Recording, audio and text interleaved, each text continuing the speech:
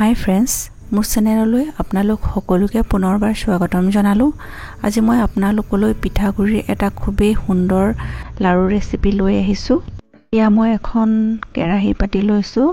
তাতে মই এতিয়া 1 কাপ পিঠাগুড়ি লৈছোঁ আৰু আধা কাপ দিছোঁ, মুঠতে 1.5 কাপ পিঠাগুড়ি লৈছোঁ।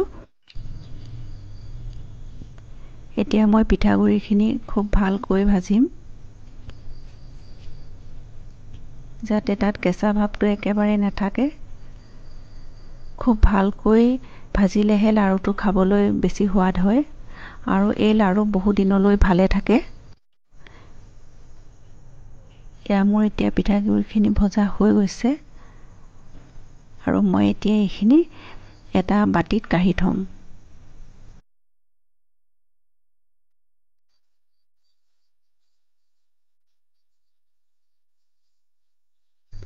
মোৰ পিঠাগুড়িখিনি কঢ়া হৈ গৈছে। এতিয়া মই সেই একেখন কেৰাহীতে মই ইয়াতে ল'ম সেই একেটা কাপৰ জোখাৰে 1 কাপ গুড়। গেছটো মই এতিয়া ল' কৰি ৰাখিছোঁ আৰু মই পানী দিছোঁ আধা কাপতকৈ কম, আৰু এতিয়া মই এইখিনি গলি যোৱালৈকে লৰাই থাকিম। যদি আপোনালোকৰ মোৰ এই ভিডিঅ'টো ভাল লাগিছে তেন্তে লাইক কৰিব, কমেণ্ট কৰিব আৰু নতুনকৈ অহা ভিউৱাৰ্ছসকলে প্লিজ মোৰ চেনেলটো ছাবস্ক্ৰাইব নকৰাকৈ নাযাব আৰু কাষতে থকা বেল আইকনটো টিপি অল কৰি দিব, যাতে মোৰ আহিবলগীয়া ভিডিঅ'বোৰৰ নটিফিকেশ্যন আপুনি পোনপ্ৰথমে পায়। আমাৰ গুড়খিনি প্ৰায় গলিছেই। গুড়খিনি আমাৰ গলিল আৰু অকণমান সময় উতলিব দিব আৰু এতিয়া অলপমান গুড় হেতাখনত লৈ এনেকৈ হাতখনেৰে দি চাব। এতিয়া গুড়খিনি অলপ আঠা আঠা যেতিয়া হোৱা যেন পাব তেতিয়া গুড়খিনি নমাই থ'ব। এতিয়া গুড়খিনি ইয়াত নমাই থৈছোঁ আৰু এতিয়া গুড়খিনি অলপ ঠাণ্ডা হ'লত এতিয়া পিঠাগুড়িখিনিত মই ডেচিকেটেড কক'নাট 2 চামুচ দিছোঁ আৰু এইখিনি ভালকৈ লৰাই দিছোঁ। ডেচিকেটেড কক'নাটটো অপশ্যনেল হয়, আপোনালোকে নিদিলেও কোনো কথা নাই। কক'নাটৰ ৰেচিপিটো মোৰ চেনেলত আছে, মই লিংকটো দি দিম, আপোনালোকে ভিডিঅ'টো চাই ল'ব পাৰিব। ইয়াতে মই অলপমান জালুকৰ গুড়ি দিছোঁ আৰু জালুকৰ গুড়িখিনি দিয়াৰ পাছত এতিয়া এইখিনি ভালকৈ লৰাই ল'ম। এতিয়া গলাই লোৱা গুড়খিনি চেকনি এখনেৰে চেকি পিঠাগুড়িখিনি দিম।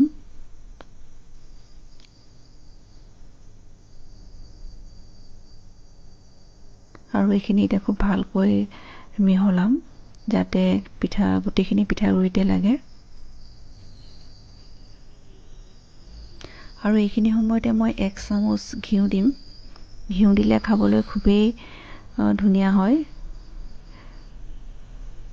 আপোনালোকে ঘিউ যদি 1 চামুচতকৈ বেছি দিব বিচাৰে বেছিও দিব পাৰে।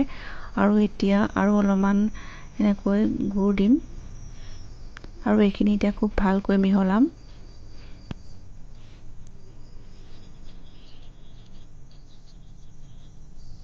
এনেকৈ লাড়ু বনোৱা নাই যদি আপোনালোকে এবাৰ ট্ৰাই কৰি চাবচোন।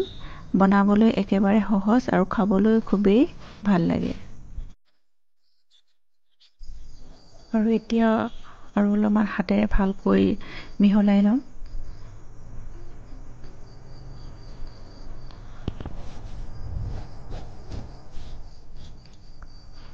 আৰু এতিয়া ইয়াত এটা এটাকৈ নিজৰ পচন্দৰ জোখত লাড়ু বনাই যাম।